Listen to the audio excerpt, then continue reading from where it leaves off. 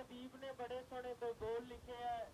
ਕਹਿੰਦਾ ਜਿੱਥੇ ਜਗਦੀ ਸ਼ਮਾ ਪ੍ਰੇਮ ਦੀ ਉੱਥੇ ਪਹੁੰਚਣਾ ਕੰਮ ਪਰਵਾਨਿਆਂ ਦਾ। ਭੈੜੇ ਭੂਤ ਬੜੇ ਆਉਂਦੇ ਰਾਸਤੇ ਚੋਂ ਜਿਨ੍ਹਾਂ ਨੂੰ ਡਰ ਹੈ ਜਗ ਦੇ ਤਾਨਿਆਂ ਦਾ। ਦੀਪ ਭਾਈ ਅਕਸਰ ਹੀ ਇੱਕ ਗੱਲ ਆਖਦਾ ਹੁੰਦਾ ਸੀ, ਮੇਰੀ ਮੌਤ ਤੇ ਨਾ ਰੋਓ, ਮੇਰੀ ਸੋਚ ਨੂੰ ਬਚਾਓ। ਅੱਜ ਅਸੀਂ ਉਸ ਪੰਥ ਦਰਦੀ ਵੀਰ ਦੀ ਯਾਦ ਵਿੱਚ ਛੋਟਾ ਜਿਹਾ ਉਪਰਾਲਾ ਕੀਤਾ ਹੈ। ਪਰ ਜਿੱਥੇ ਦੀਪ ਇੱਕ ਨਾਮ ਕਰਕੇ ਦੀਪ ਸੀ, ਪਰ ਅੱਜ ਉਹ ਸੱਚਮੁੱਚ ਪਤਾ ਨਹੀਂ ਕਿੰਨੇ ਕੁ ਨੌਜਵਾਨਾਂ ਦੇ ਆਪਣੀ ਯਾਦ ਦਾ ਦੀਵਾ ਜਗਾ ਗਿਆ, ਜਿਹੜਾ ਸਾਰੀ ਜ਼ਿੰਦਗੀ ਹਮੇਸ਼ਾ ਜਗਦਾ ਰਹੇਗਾ। ਗਿਆਨੀ ਜਰਨੈਲ ਸਿੰਘ ਖਾਲਸਾ ਭਿੰਡਰਾਂ ਵਾਲੇ ਅਕਸਰ ਹੀ ਕਿਹਾ ਕਰਦੇ ਹੁੰਦੇ ਸਨ, ਮੈਂ ਸਰੀਰਕ ਮੌਤ ਨੂੰ ਮੌਤ ਨਹੀਂ ਮੰਨਦਾ, ਜ਼ਮੀਰ ਦਾ ਮਰ ਜਾਣਾ ਹੀ ਯਕੀਨਨ ਮੌਤ ਹੈ। ਪਰ ਭਾਈ ਦੀਪ ਸਿੱਧੂ ਭਾਵੇਂ ਸਰੀਰ ਕਰਕੇ ਅੱਜ ਸਾਡੇ ਵਿੱਚੋਂ ਅਲਵਿਦਾ ਹੋ ਗਿਆ, ਪਰ ਮੇਰੇ ਵੀਰੋ ਦੀਪ ਸਿੱਧੂ ਭਾਈ ਰੂਹ ਕਰਕੇ ਸਾਡੇ ਨਾਲ ਹੈ। ਤੇ ਸਮੁੱਚੀ ਕੌਮ ਦੀ ਤੇ ਨੌਜਵਾਨਾਂ ਵੀਰਾਂ ਦੇ ਉਹ ਵੀਰ ਹਮੇਸ਼ਾ ਦਿਲ ਦੀ ਧੜਕਣ ਬਣ ਕੇ ਰਹੇਗਾ। ਅੱਜ ਆਪਾਂ ਉਸ ਵੀਰ ਦੀ ਯਾਦ ਨੂੰ ਸਮਰਪਿਤ ਹੋ ਕੇ ਸਾਰਿਆਂ ਨੇ ਤੁਰਨਾ। ਰਸਤੇ ਵਿੱਚ ਜਿੱਥੇ ਜਿੱਥੇ ਸਮਾਂ ਬਣਦਾ ਗਿਆ, ਆਪਾਂ ਇਤਿਹਾਸ ਵਿੱਚੋਂ ਤੇ ਸਿੱਖ ਵਿਲੱਖਣਤਾ ਦੇ ਵਿੱਚੋਂ ਗੁਰਬਾਣੀ ਸਾਹਿਤ ਛਾਪਣ ਦੀ ਕੋਸ਼ਿਸ਼ ਕਰਾਂਗੇ। ਆਓ ਵਿਦਾਇਗੀ ਆਪਾਂ ਵੀਰ ਦੀਪ ਸਿੱਧੂ ਨੂੰ ਸ਼ਰਧਾ ਦੇ ਫੁੱਲ ਭੇਟ ਕਰਕੇ ਇੱਥੋਂ ਵਿਦਾਇਗੀ ਲੈ ਕੇ ਤੁਰੀਏ। ਰਲ ਮਿਲ ਕੇ ਆਪਾਂ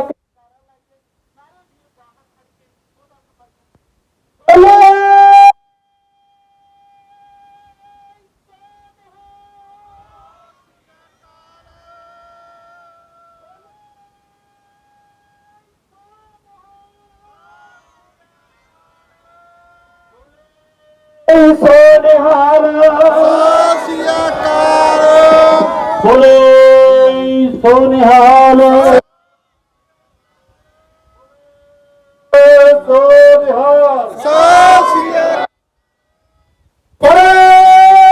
ਸਾਰਿਆਂ ਦਾ ਦਿਲ ਦੀਆਂ ਗਹਿਰਾਈਆਂ ਤੋਂ ਬਹੁਤ ਬਹੁਤ ਧੰਨਵਾਦ। ਬਾਕੀ ਜਿਹੜਾ ਮਾਰਚ ਆ ਇਹਨੂੰ ਪਲੀਜ਼ ਇੱਕ ਰਿਕੁਐਸਟ ਆ ਵੀ ਇਹ ਇੱਕ ਸ਼ਾਂਤੀ ਮਾਰਚ ਆ, ਇੱਕ ਉਹਨੂੰ ਯਾਦ 'ਚ ਸਮਰਪਿਤ ਆ। ਇਹਦੇ ਲਈ ਜਿੰਨੇ ਵੀ ਵੀਰ ਡਿਸਿਪਲਿਨ 'ਚ ਰਵਾਂਗੇ ਉਨਾ ਹੀ ਫਾਇਦਾ ਹੈ। ਸੋ ਇੱਕ ਕੈਂਡਲ ਮਾਰਚ ਕਰਨਾ ਹੈ। ਪਹਿਲਾਂ ਵੀ ਵੀਰ ਨੇ ਬੇਨਤੀ ਕੀਤੀ ਹੈ, ਹਵਾ ਕਰਕੇ ਹੋ ਸਕਦਾ ਆਪਣੀਆਂ ਮੋਮਬੱਤੀਆਂ ਪ੍ਰੋਪਰ ਕੰਮ ਨਾ ਕਰਨ। ਸੋ ਜਿੰਨਾ ਚਿਰ ਵੀ ਜਗਦੀਆਂ ਹੈ ਕੋਸ਼ਿਸ਼ ਕਰਿਓ ਉਹਨਾਂ ਨੂੰ ਜਗਾ ਕੇ ਰੱਖਣ ਦੀ। ਜਦੋਂ ਵੀ ਬੁਝਦੀਆਂ ਜਾਂ ਜ਼ਿਆਦਾ ਤੇਜ਼ ਹਵਾ ਆਉਂਦੀ ਆ ਤਾਂ ਆਪਣੇ ਮੋਬਾਈਲ ਦੀਆਂ ਟਾਰਚ ਜਗਾ ਕੇ ਨਾਲ ਨਾਲ ਆਪਾਂ ਚੱਲਣਾ। ਤੇ ਆਪਾਂ ਕੋਈ ਨਾਰਾ ਨਹੀਂ ਲਾਉਣਾ, ਕਿਸੇ ਵੀ ਇਹ ਕੋਈ ਪਾਰਟੀ ਦਾ ਕੋਈ ਖੁਸ਼ੀ ਵਾਲਾ ਪ੍ਰੋਗਰਾਮ ਨਹੀਂ। ਸਾਡੀ ਹਿਰਦੇ ਜਾਣਦੇ ਆ, ਸਾਡੇ ਦਿਲਾਂ ਤੇ ਜੋ ਭਾਰ ਆ ਜਾਂ ਕਹਿ ਲਓ ਸੱਚੀ ਸ਼ਰਧਾਂਜਲੀ ਉਹੀ ਹੋਊਗੀ ਕਿ ਅਸੀਂ ਬਹੁਤ ਰਾਬਤੇ 'ਚ ਰਹਿ ਕੇ ਸ਼ਾਂਤੀ ਨਾਲ ਇਸ ਮਾਰਚ ਨੂੰ ਸੰਪੂਰਨ ਕਰੀਏ। ਬਾਕੀ ਜਦੋਂ ਅਸੀਂ ਮੋਮਬੱਤੀਆਂ ਲੈ ਕੇ ਕੈਂਡਲ ਮਾਰਚ ਕਰਨਾ ਹੈ ਤਾਂ ਕੋਸ਼ਿਸ਼ ਇਹ ਕਰਿਓ ਕਿ ਜੋ ਤੁਹਾਡੇ ਤੋਂ ਮੂਹਰੇ ਪਰਸਨ ਜਾ ਰਿਹਾ ਹੈ ਤਾਂ ਉਹਦੀ ਕੈਂਡਲ ਥੋੜੀ ਜਿਹੀ ਬਿਹਤਰ ਰੱਖਿਓ। ਇਹ ਨਾ ਹੋਵੇ ਕਿ ਅਸੀਂ ਕੁਝ ਨੁਕਸਾਨ ਕਰ ਲਈਏ। ਸੋ ਕੋਸ਼ਿਸ਼ ਇਹੀ ਹੈ ਕਿ ਸ਼ਾਂਤੀ ਬਣਾ ਕੇ ਰੱਖਣੀ ਆ।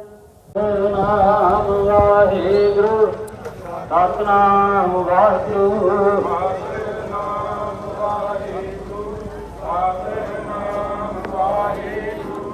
ਸਤਿਨਾਮ ਵਾਹਿਗੁਰੂ ਜੀ ਸਤਿਨਾਮ ਵਾਹਿਗੁਰੂ ਸਤਿਨਾਮ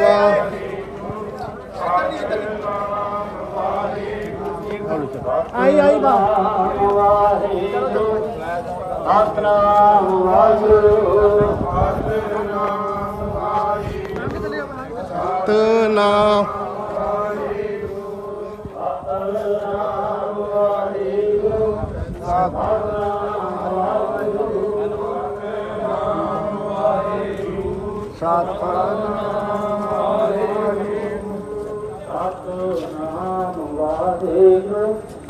ਸਤਿਨਾਮ ਵਾਹਿਗੁਰੂ ਸਤਿਨਾਮ ਵਾਹਿਗੁਰੂ ਸਤਿਨਾਮ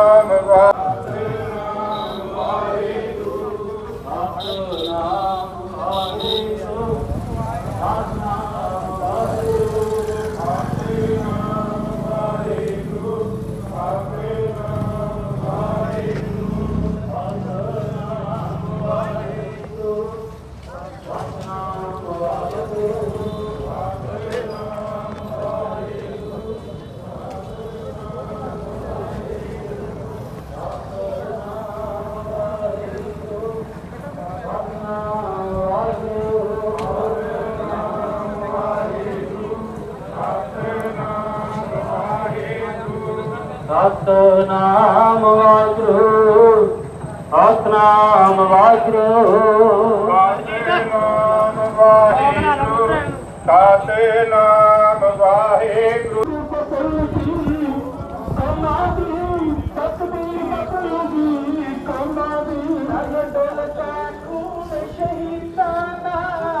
ਤਕਦੀਰ ਬਦਲਦੀ ਕੌਮਾਂ ਦੀ ਜਦ ਚੱਲਦਾ ਖੂਨ ਸ਼ਹੀਦਾਂ ਦਾ ਤਕਦੀਰ ਬਦਲਦੀ ਕੌਮਾਂ ਦੀ ਜਦ ਚੱਲਦਾ ਖੂਨ ਸ਼ਹੀਦਾਂ ਦਾ ਤਕਦੀਰ ਬਦਲਦੀ ਕੌਮਾਂ ਦੀ ਉਹ ਦੋਸਤ ਮਰ ਸ਼ਹੀਦਾਂ ਸਲਾਮਾ ਹੋ ਗਿਆ ਆ ਦੋਸਤ ਮਰ ਸ਼ਹੀਦਾਂ ਚੁੱਕ ਚੁੱਕ ਕੇ ਸਲਾਮਾ ਹੋਣ ਗਿਆ ਦੇਸ਼ ਕੌਮ ਸ਼ਹੀਦਾਂ ਨੂੰ ਚੁੱਕ ਚੁੱਕ ਕੇ ਸਲਾਮਾ ਹੋਣ ਗਿਆ ਦੇਸ਼ ਕੌਮ ਸ਼ਹੀਦਾਂ ਚੁੱਕ ਚੁੱਕ ਕੇ ਸਲਾਮਾ ਹੋਣ ਗਿਆ ਦੇਸ਼ ਕੌਮ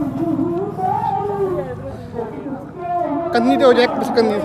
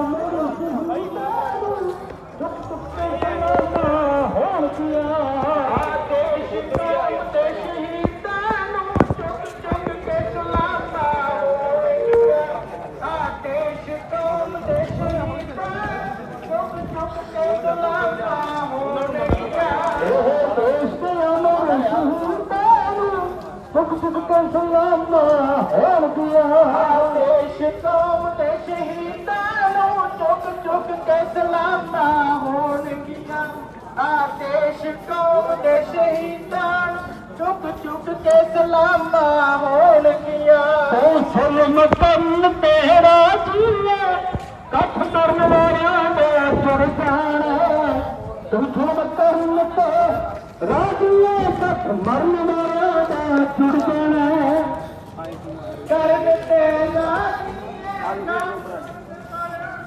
ਜੁੜ ਜਾਣਾ ਕਰਨ ਤੇਰਾ ਤੱਕ ਮਰਨ ਵਾਲਿਆਂ ਤੇ ਜੁੜ ਜਾਣਾ ਜ਼ੁਲਮ ਕਰਨ ਤੇ ਰਾਜੀਏ ਕੱਖ ਮਰਨ ਵਾਲਾ ਦਾ ਛੁੜ ਜਾਣਾ ਜ਼ੁਲਮ ਕਰਨ ਤੇ ਰਾਜੀਏ ਕੱਖ ਮਰਨ ਵਾਲਿਆਂ ਦਾ ਜੁੜ ਜਾਣਾ ਤੂੰ ਜ਼ੁਲਮ ਕਰਨ ਤੇ ਰਾਜੀਏ ਕੱਖ ਮਰਨ ਵਾਲਿਆਂ ਤੇ ਜੁੜ ਜਾਣਾ ਇਹ ਕੰਮ ਕਾ ਨਹੀਂ ਮੁਕਣੀ ਤੇਰੀ ਤੇ ਸੁਣੀ ਨੇ ਮੁੱਕ ਜਾਣਾ ਇਹ ਕਰਮ ਮੁੱਕੇ ਕੌਣ ਮੁਕਾਇਆ ਨਹੀਂ ਮੁਕਣੀ ਤੇਰੀ ਤੇ ਸੁਣੀ ਨੇ ਮੁੜ ਜਾਣਾ ਇਹ ਕੌਮ ਮੁਕਾਇਆ ਨਹੀਂ ਮੁਕਣੀ ਤੇਰੀ ਤੇਜ ਮੁੜ ਜਾਣਾ ਇਹ ਕੌਮ ਮੁਕਾਇਆ ਨਹੀਂ ਖੂਨ ਸ਼ਹੀਦਾਂ ਦਾ ਤਕਦੀਰ ਬਦਲਦੀ ਕੌਮਾਂ ਦੀ ਬਦਲਦਾ ਖੂਨ ਸ਼ਹੀਦਾਂ ਦਾ ਤਕਦੀਰ ਬਦਲਦੀ ਕੌਮਾਂ ਦੀ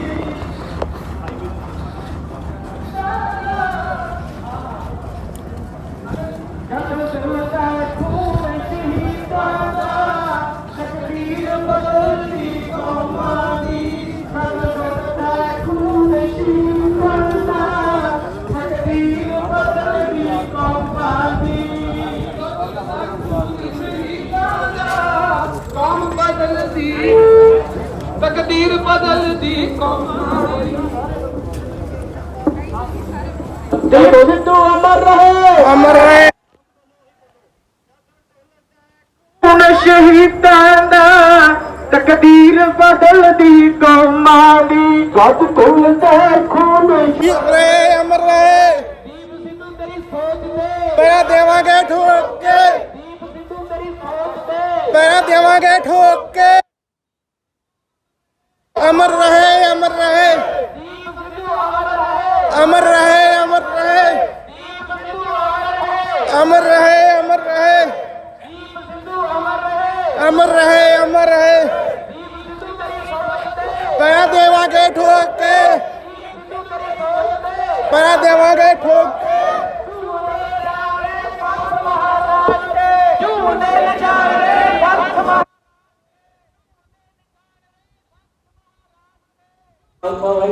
ਇਹਦਾ ਆਪਾਂ ਸਾਰੇ ਖੜੇ ਚੰਗੇ ਲਾਗੇ ਕੋਈ ਗੱਲ ਨਹੀਂ ਆਪਾਂ ਜੇ ਉਹ ਸੂਰਮੇ ਵਾਸਤੇ ਆਏ ਆ ਨਾ ਤਾਂ ਕਿ ਬਹਿ ਜਾਓ ਕੋਈ ਨਹੀਂ ਇਦਾਂ ਕਹਿਣਾ ਨਹੀਂ ਕਿਸੇ ਦਾ ਧਿਆਨ ਕਿੱਧਰ ਪਾ ਕੇ ਚਲਾ ਗਿਆ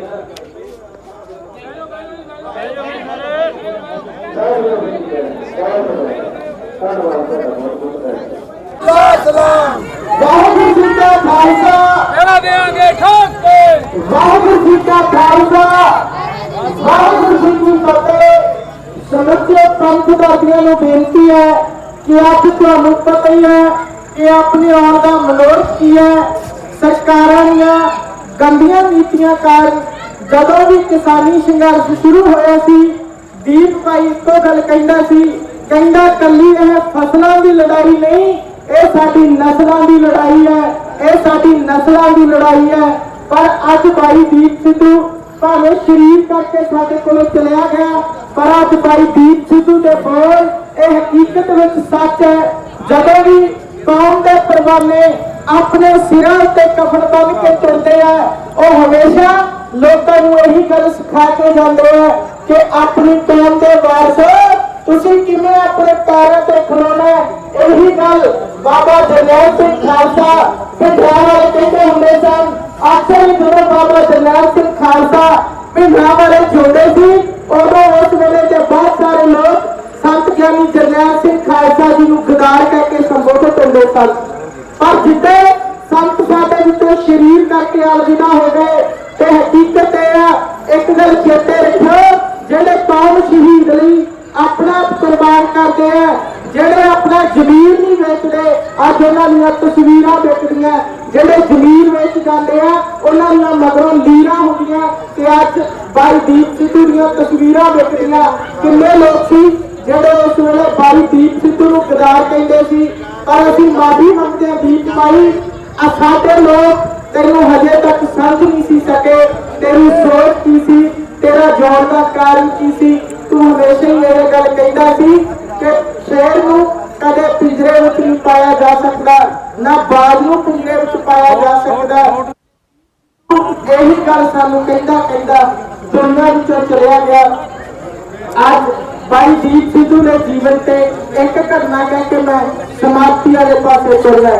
ਜਦੋਂ ਕੌਮ ਦੇ ਅੰਦਰ ਮੁਲਤਾਨ ਦੇ ਕਿਲੇ ਦਾ ਜੰਗਨਾਮਾ ਪੜ੍ਹਦੇ ਆ, ਉਸ ਵੇਲੇ ਅਹਿਮਦ ਸ਼ਾਹ ਜਲਾਲੀ ਲਿਖਦਾ ਸੀ, ਕਹਿੰਦਾ ਮੁਲਤਾਨ ਦੇ ਕਿਲੇ ਦੀ ਜਦੋਂ ਕੰਧ ਤੋੜਦੀ ਸੀ, ਉਸ ਵੇਲੇ ਤੋਪੀ ਨੇ ਇੱਕ ਗੱਲ ਕਹੀ, ਕਹਿੰਦਾ ਜਿਹੜੀ ਤੋਪ ਮੇਰੇ ਕੋਲ ਭੰਗੀਆਂ ਵਾਲੀ ਹੈ ਉਹਦਾ ਚਾਕ ਟੁੱਟ ਗਿਆ, ਕਹਿੰਦਾ ਇਹ ਸ਼ੇਸ਼ ਨੂੰ ਟਾਰਗੇਟ ਤੱਕ ਲੈ ਕੇ ਜਾਣਾ, ਕਹਿੰਦਾ ਉਹ ਤੋਪ ਆਨਬੈਲੈਂਸ ਹੋ ਗਈ ਹੈ, ਉਹ ਤੁਹਾਨੂੰ ਮੋਢਾ ਦੇਣਾ ਪੈਣਾ। ਤੇ ਉਸ ਵਕਤ ਅਹਿਮਦ ਸ਼ਾਹ ਜਲਾਲੀ ਲਿਖਦਾ, ਕਹਿੰਦਾ ਸਿੱਖਾਂ ਵਿੱਚ ਰੌਲਾ ਪੈ ਰਿਹਾ ਸੀ ਤੇ ਮੈਂ ਸੋਚਦਾ ਸੀ ਸ਼ਾਇਦ ਇਹ ਕਿਸੇ ਚੀਜ਼ ਕਰਕੇ ਲੜਦੇ ਹੋਣਗੇ।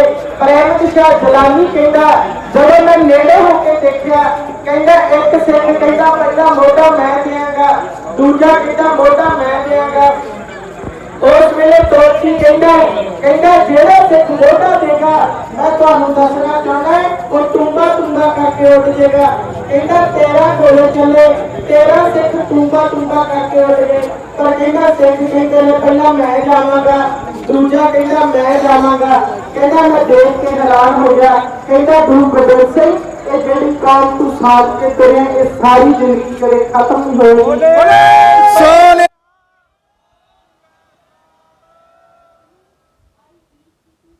ਗੱਲ ਸੱਚ ਕਰਕੇ ਦਿਖਾ ਦਿੱਤੀ ਹੈ। ਜਿਹੜੇ ਲੋਕ ਉਸ ਵੇਲੇ ਗਰਾਰ ਕਹਿੰਦੇ ਸੀ, ਅੱਜ ਜਦੋਂ ਵੀ ਬਾਈ ਦੀਪ ਸਿੱਧੂ ਦੇ ਜੀਵਨ ਨੂੰ ਦੇਖਦੇ ਆ, ਬਾਈ ਸਾਡਾ ਤੇਰੇ ਅੱਗੇ ਸਿਰ ਝੁਕ ਜਾਂਦਾ ਹੈ। ਤੂੰ ਕਿੰਨਾ ਸ਼ੌਹਰਤ ਵਿੱਚ ਰਹਿਣ ਵਾਲਾ ਸੀ, ਪਰ ਉਹਨਾਂ ਦਿਨਾਂ ਦੇ ਅੰਦਰ ਆ ਕੇ ਤੂੰ ਸਾਡੇ ਕੋਲੋਂ ਗਰਾਰ ਵੀ ਅਖਵਾਇਆ, ਸਾਡੇ ਖਾਤਰ ਆਪਣਾ ਘਰ-ਬਾਰ ਵੀ ਛੱਡ ਕੇ ਤੁਰਿਆ ਤੇ ਕੌਮ ਦੇ ਲਈ ਤੂੰ ਸੱਚਮੁੱਚ ਆਪਣੀ ਕੁਰਬਾਨੀ ਦਾ ਸਿਹਰਾ ਦੇ ਕੇ ਹਕੀਕਤ ਵਿੱਚ ਸੱਚ ਕਰ ਗਿਆ। ਬਾਈ ਅਸੀਂ ਸਾਰੀ ਜ਼ਿੰਦਗੀ तेरा दे नहीं दे सकते। हमेशा भावें तू चिखा विच सड़ गया पर यह चिखा साडे दिलों में हमेशा सड़ती रहेगी।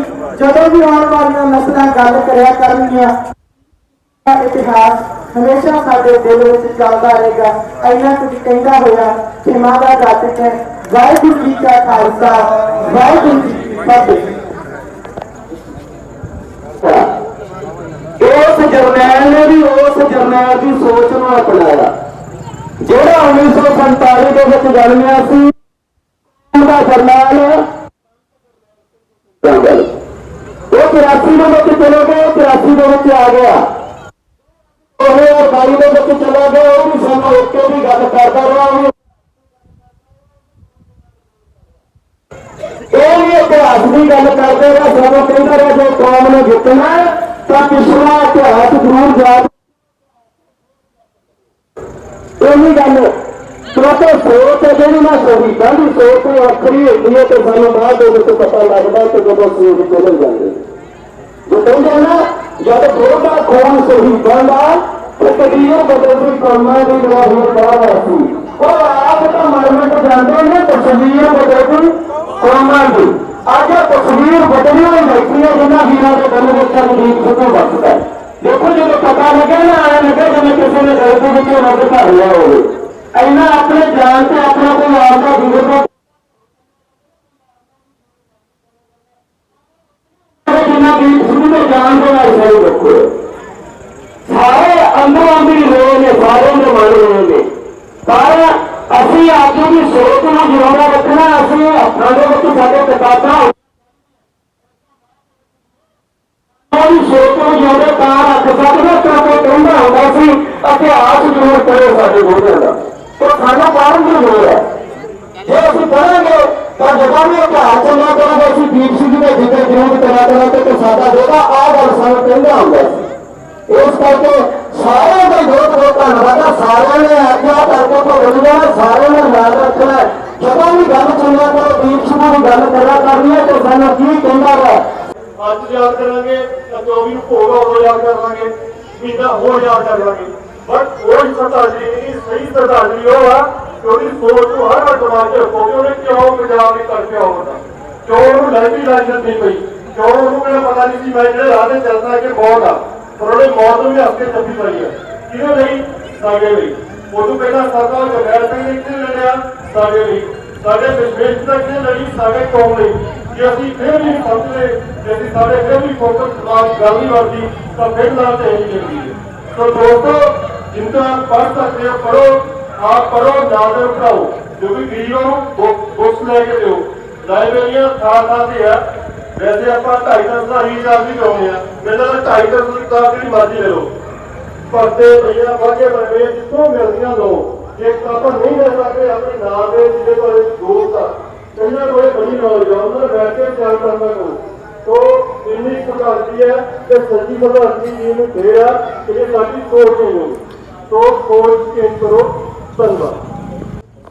तो थोड़ा जा सर्कल रास्ते सोचना स्टार्ट कर दो। जो भी बंदा गल करते कोई भी पार्टी में मैं नहीं गल करता तो स्टार्ट रखो ये गल क्या कि रोई है मैं कि गल लगा किहदे बारे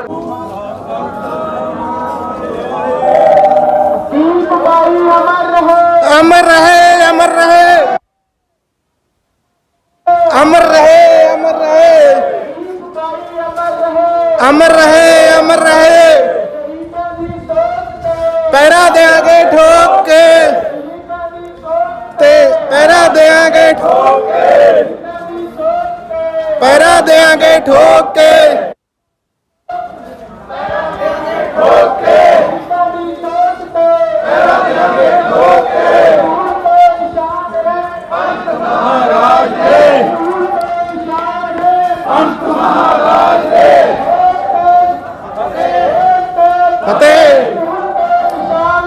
पंत महाराज दे महाराज दे पंत महाराज दे पंत महाराज दे अमर रहे अमर रहे पैरा देंगे ठोक के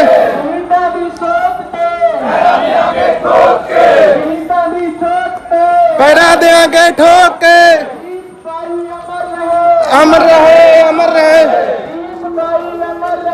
अमर रहे अमर रहे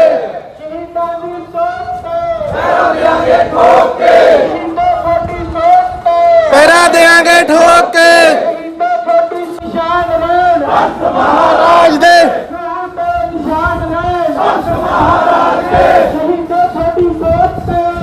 देंगे ठोक के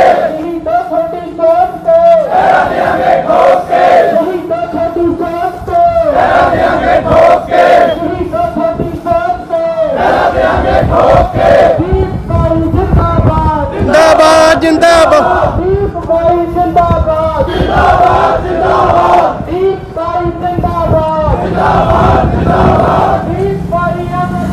अमर रहे अमर रहे पैरा देंगे ठोक के पैरा देंगे ठोक के खालसा खालसा खालसा खालसा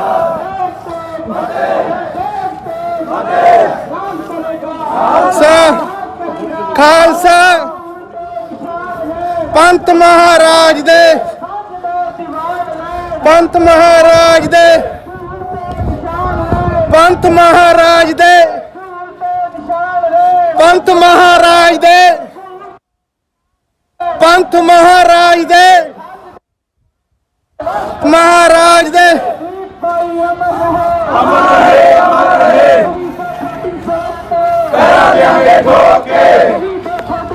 ये ठोके देंगे ठोके खालसा खालसा खालसा खालसा पैरा देंगे ठोके पैरा देंगे ठोके जिंदाबाद जिंदाबाद जिंदाबाद जिंदाबाद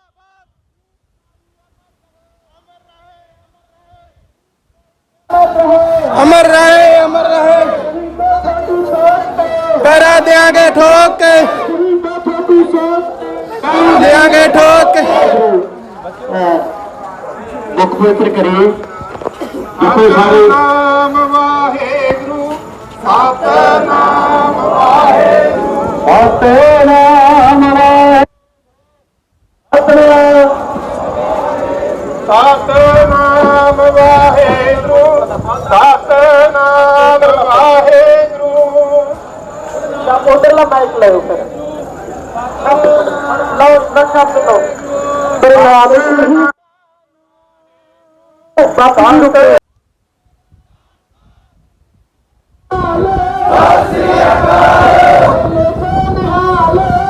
श्री अकाल अमर रहे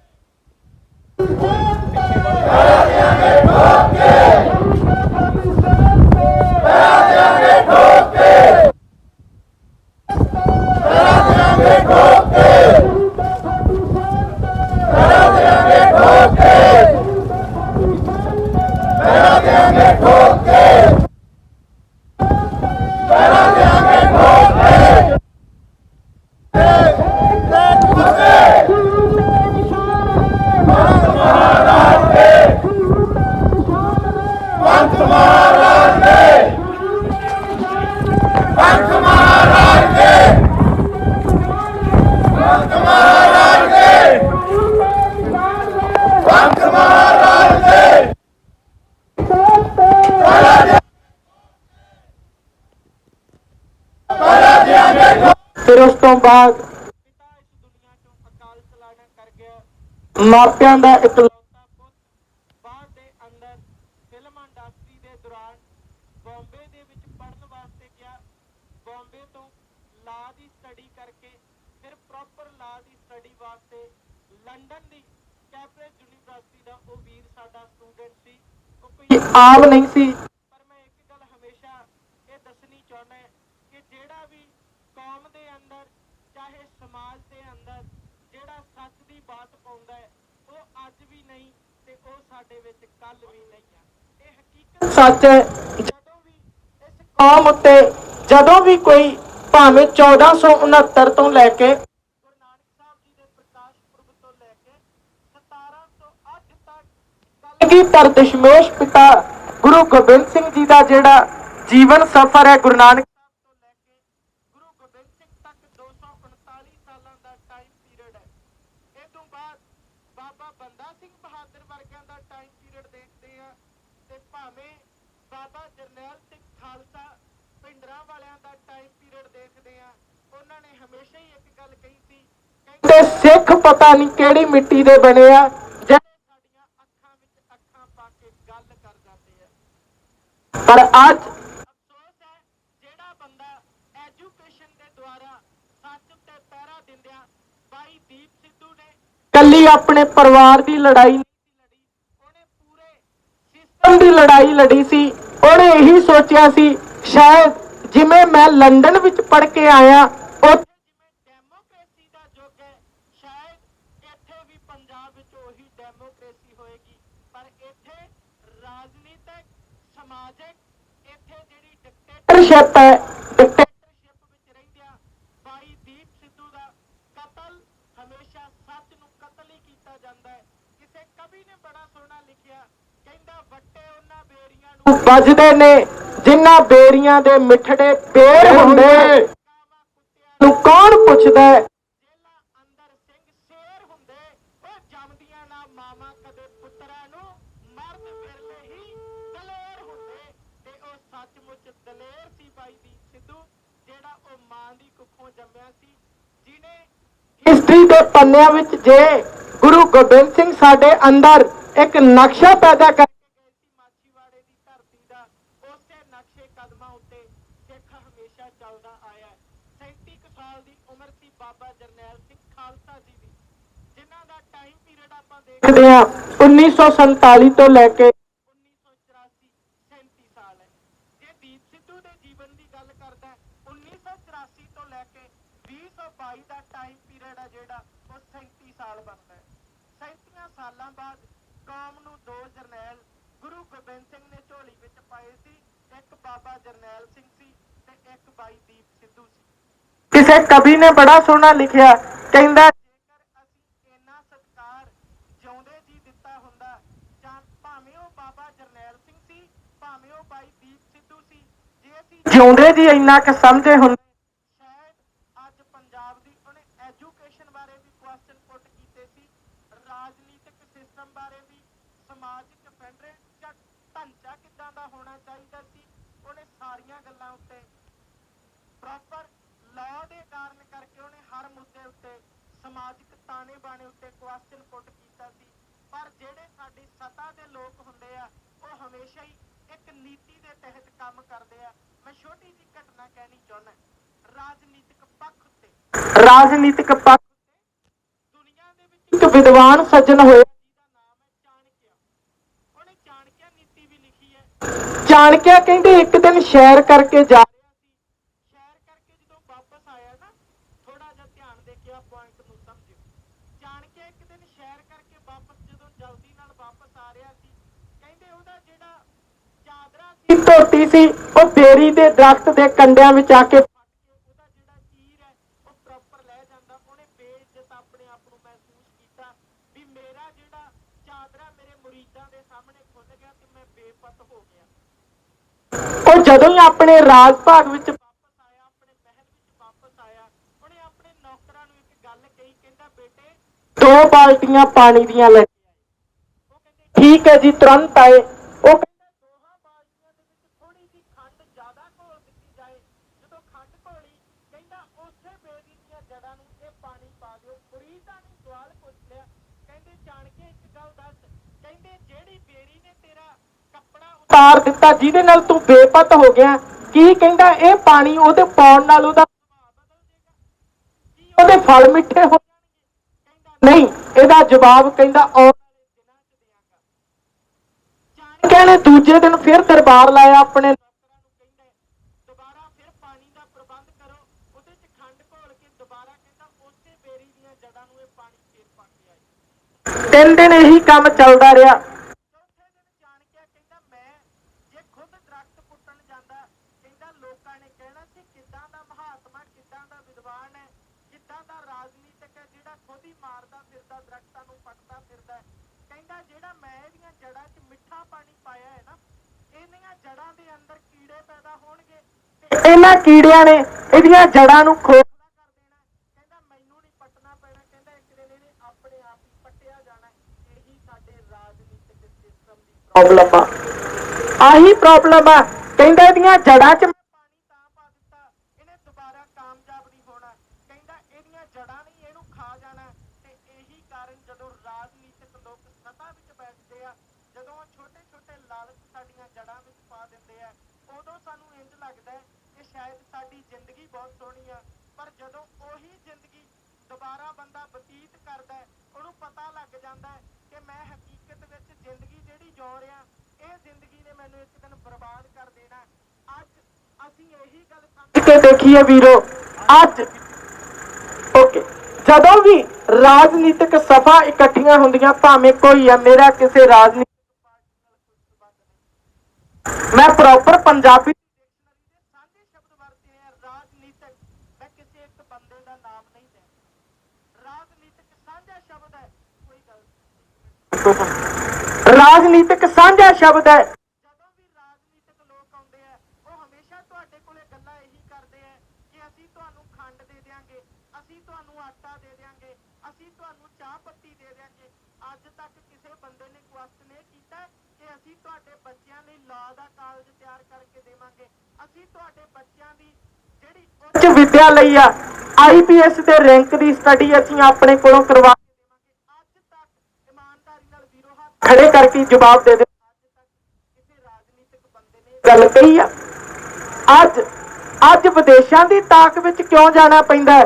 ਦੀਪ ਸਿੱਧੂ ਬਾਈ ਇਹੀ ਗੱਲ ਕਹਿੰਦਾ ਸੀ, ਕਹਿੰਦਾ ਜਿਹੜੇ ਦੇਸ਼ ਨੂੰ 1947 ਵਿੱਚ ਆਜ਼ਾਦ ਕਰਾਇਆ, ਕਹਿੰਦਾ ਉਸੇ ਦੇਸ਼ ਦੇ ਅੰਦਰ ਅੱਜ ਫਿਰ ਡਿਕਟੇਟਰਸ਼ਿਪ। ਕਹਿੰਦਾ ਭਗਤ ਸਿੰਘ ਵਰਗਿਆਂ ਨੇ ਫਾਂਸੀ ਦੇ ਰੱਸਿਆਂ ਨੂੰ ਚੁੰਮਿਆ।